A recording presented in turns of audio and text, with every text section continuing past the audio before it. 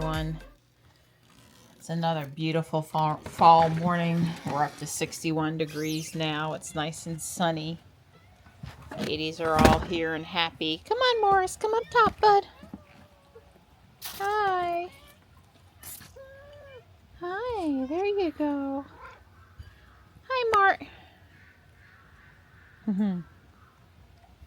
Good boys. Of course, Marty ate some in the house. I've been keeping a close eye on him. He seems to be doing all right. Stripe's currently on patrol, but here. This is my life this time of year with all the fountains. Leaves. I come around every morning and I clean the water and clean the leaves. But oh yeah, it's really nice out here. I was on my computer drinking my Pete's pumpkin spice coffee. And it's time to get a move on it now. I'm done watering and pulling leaves out of things for now. I'm a little bit frustrated with the bird feeder in the front yard. I haven't been getting very many motion alerts each day, and I just reset it and I'm having trouble going live. Not sure what's going on. A little frustrating. Pole has also been having a little less activity, but not the blue feeder. I've made it around to the front. Check on things from this viewpoint. Everything's looking good. There were 1 or 2 pots where the squirrels were digging, so I straightened out the dirt and watered it a bit back down. And one of the pots, I stuck a couple bricks in it. So there is a black cat chickadee at the feeder right now. It wasn't there very long. I'm just trying to see if I see a bird and I get a motion alert. We're a little late heading to the gym, but I did get homemade chicken salad ready for lunch when we come back. There's that familiar sound. These guys have been keeping me company. And I think they would like a little more food put down, you know, but there's food down. It's just that they want Mama to give them fresh food that she had to stop what she was doing and give them food, right? Stripe's out here on the bench and soaking up some sun. He and Marty have come around after they followed me in the front where I was messing with the bird feed and prepping the one pot to share, you know, for a Japanese maple. Not even put the maple in it, but it's prepped. Leveled, rocks in it, cement stone under it, little plastic guards between the pot and the cement stone. You know the drill. Hi. What? We're here kicking it. Gloves helping? Yeah, they really are. Increases, I can hold the bar without squeezing so hard. Better grip. Better grip, yeah. They give traction, friction, I guess. And the gloves take the twisting or whatever. You know, these versus the skin. Versus the skin. It's the same thing as like with the golf club. When you swing the golf club, you need something other, or a sock. You need something other than your skin to take that rub.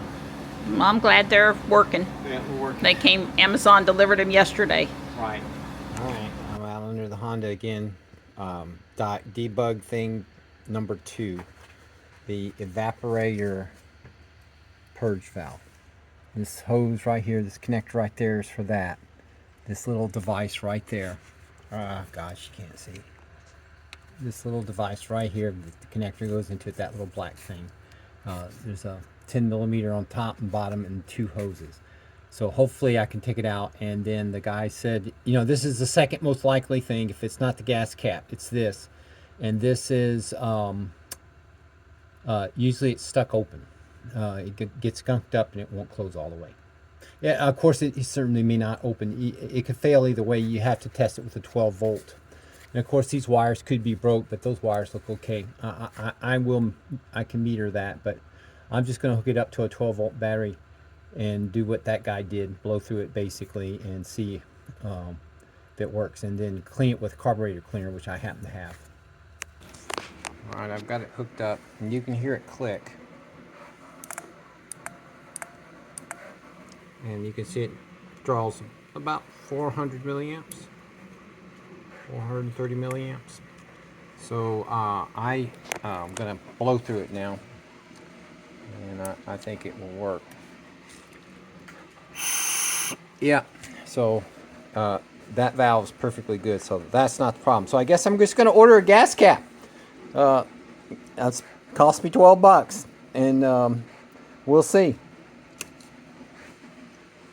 It's all back together. I put the hose clamps back on. I did use my voltmeter, and I did turn the switch to the on position, and that connector had 12 volts to it.